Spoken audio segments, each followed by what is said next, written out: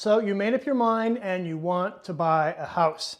Now, if you live in a city like Toronto, you are probably very aware that that is going to require a large sum of money, and you may be very well stretched to your absolute limit to afford that house. So I like to offer some suggestions to you that may help you land that house within budget. Hi, I'm David Coffey of Bosley Real Estate, and if you like what you see here, please do consider hitting the like or subscribe button. I am here to help you navigate through the Toronto real estate market. So with no further ado, here is my 5 suggestions on how to find a starter home when you're looking within a budget. Suggestion number 1, wear your potential goggles. By this I mean look for a house that has some potential. Now, if you're able to afford a house that is done and requires no work, then by all means go for it if you can afford it. If you are looking to save a little bit of money, you want to look for a house that requires some work. Now, to be very clear, we're looking for houses that are aesthetically maybe not so appealing.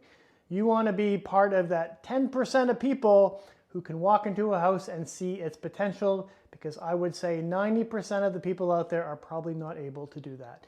You want to be able to see that, okay, this house can be great if we had an updated bathroom, an updated washroom, and we took those orange carpets away and put in some hardwood floor.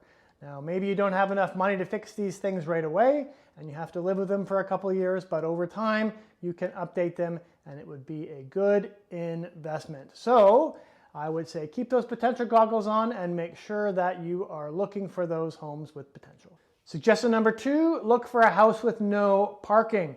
If you are a driver and you buy a house with no parking, there is a very good chance that you will be able to get street parking. You will need to check with the city first. There are a few neighborhoods that might be full where you're not able to obtain parking, but most Toronto neighborhoods you should be able to obtain a parking pass for the given neighborhood, and you should be able to park on the street. It will be a good way to save you some money. Suggestion number 3, consider an emerging neighborhood. Now, to be clear, I'm not suggesting you go to a bad neighborhood. I'm thinking you should go to a place that is up and coming. You want to look for neighborhoods that may have been neglected in the past, but there are certain signs of community forming, soccer events, theater events, arts events, a community center, new independent restaurants, all good signs of an emerging neighborhood. You want to make sure that things are on the upswing, but they haven't quite got to the point yet where it is highly in demand. So look for things like new condo projects, new transit lines. Those are going to revitalize neighborhoods and start to make them into more of a centralized hub for the city. Suggestion number 4, consider buying a house that has been on the market for a long time.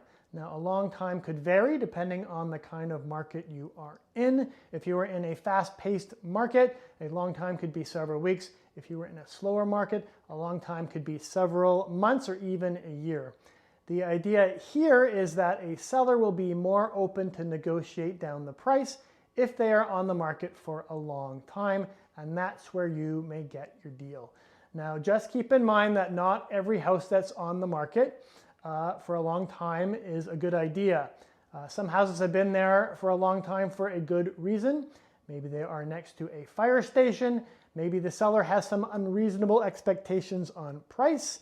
The idea here is you're going to have to weed through those houses and determine which ones are good options and which ones are bad options, which ones may have some negotiation possibility and which ones will not.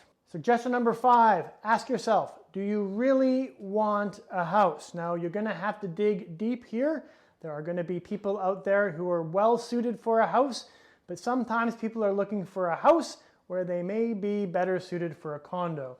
As an example, I've had people say they want a house because of the outdoor space, and I think there are some condos out there, some condo townhomes, some condo units with large terraces that could be a better match for them.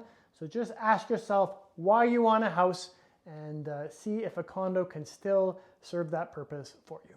Again, buying a house in Toronto is going to be expensive. You are very likely going to be extended to your limits in order to buy a house. So I hope you have found my tips valuable. If you are looking to buy a house and you are looking for some guidance, please feel free to reach out to me. I'm David Coffey of Bosley Real Estate.